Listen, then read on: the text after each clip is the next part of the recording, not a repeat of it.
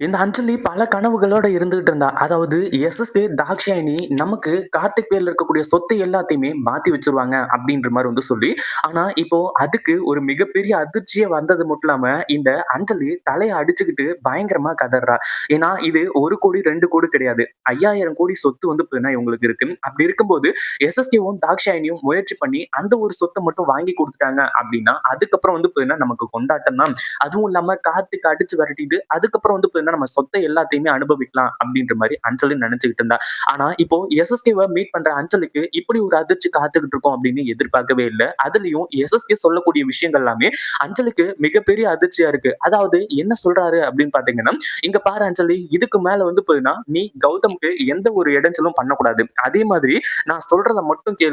அதுவும் இல்லாம நான் கார்த்திக் கிட்ட போயிட்டு எல்லா உண்மையுமே சொல்லப் போறேன். அதாவது கௌதம் பேர்ல இருந்து சொத்து எல்லாத்தையுமே நான் ஏமாத்தி தானே எழுதி வாங்கி கொடுத்தேன். அது எல்லாத்தையுமே மறுபடியும் கௌதமுக்கு எப்படி போக வைக்கிறது அப்படின்ற விஷயம் எனக்கு நல்லாவே தெரியும். அதையும் தாண்டி இப்போ உன்னை பத்தின ரகசியத்தை நான் எல்லாமே சொல்லப் போறேன். அப்பதான் பார்த்தீங்கன்னா கார்த்திக்குக்கு நீ யாரு, என்ன ஏது அப்படின்றது எல்லாமே தெரிய வரும். அதாவது நீ பார்த்தீங்கன்னா உண்மையிலேயே இந்த சொத்துக்காக மட்டும் தான் கார்த்திக்க பார்த்தீங்கன்னா புருஷனா கூட வச்சுக்கிட்டு இருக்க.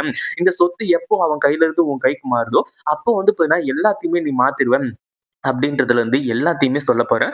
கார்த்திக் பேர்ல இருக்கக்கூடிய சொத்துல ஒரு நயா பைசா கூட பார்த்தீங்கன்னா, உனக்கு நான் கிடைக்க விட மாட்டேன்.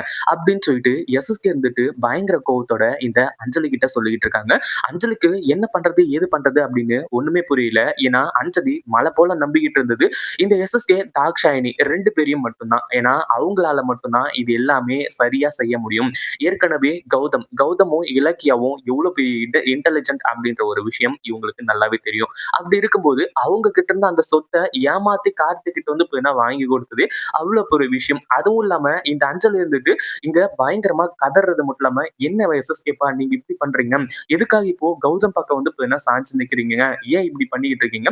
இந்த சொத்துல பாதி சொத்து கூட பார்த்தீங்கன்னா எடுத்துக்கோங்க. ஆனா நான் சொல்றத மட்டும் செய்யுங்க. இந்த சொத்தை எப்படியாச்சும் என் பேருக்கு எழுதி வச்சிருங்க. அதுக்கப்புறம் எது வேணாலும் நான் பார்த்துக்கலாம். நீங்க 30% கேட்டீங்க. அத குடுக்க மாட்டேன்னு சொல்லிட்டு சொன்னதுக்காக இப்படி பண்றீங்களா?" அப்படின்ற மாரி கேட்கும்போது, "அதெல்லாம் எதுவும் கிடையாது அஞ்சலி. நான் சொல்றத மட்டும் கேளு. இதுக்கு மேல பார்த்தீங்கன்னா வேற எதையுமே கேட்றாத." அப்படின்ற மாரி சொல்லிட்டு அடுத்தடுத்த விஷயங்கள் எல்லாத்தையுமே சொல்றாங்க. அதாவது நீ நல்லவளா மாறி கார்த்திக் கூட சந்தோஷமா இருக்கிறதுனா இரு. அதெல்லாம் பார்த்தீங்கன்னா எனக்கு பிரச்சனையும் கிடையாது. ஆனா இன்னொன்னு ஒண்ணு சொல்லிக்கிறேன். இந்த சொத்து எல்லாமே கார்த்திக் பேர்ல இருந்து கௌதம் பேருக்கு மறுபடியும் வரப்போறது உறுதி. அதுல எந்த ஒரு சந்தேகமும் கிடையாது. அதே மாதிரி கார்த்திக் கிட்ட உன்ன பத்தின ரகசியங்கள் நான் எல்லாத்தையுமே சொல்லப் போறேன். நீ நல்லவளே கிடையாது.